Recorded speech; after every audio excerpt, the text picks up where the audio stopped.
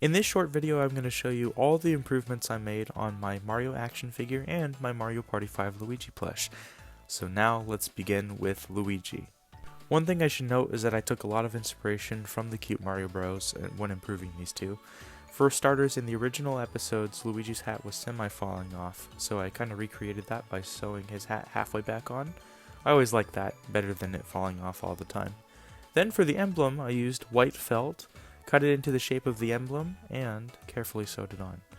I ended up using green Sharpie just to put the L on, which I think is good for what it is, and I'm gonna learn how to embroider at some point.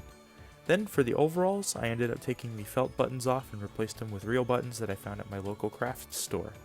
And I carefully sewed them on so that way they would stay intact. And it turned out really good, so I'm very proud of how Luigi's turned out. Will I make socks for him? Possibly. Possibly. And now moving on to Mario. So there weren't that many cosmetic changes I had to make.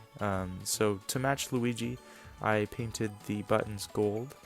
And then for the hands, I just used a little bit of black paint and used a wash just to fill in some of the details on his hands. And that actually improved him a lot. Kind of gives him a little bit more definition, but aside from that, he was already well painted and well sculpted, so there's not a lot I had to do. But yeah, those are some minor improvements I made on these guys. Once again, a lot of inspiration from the cute Mario Bros. I've kind of been on a little phase of going back and watching their episodes, just for fun and nostalgia's sake. Will I do anything else for these guys? Possibly. We'll see. But until then, I hope you enjoyed this little video. And if you haven't already, consider subscribing. Take care, stay safe, be well, and above all else, God bless. And I will see you in the next video.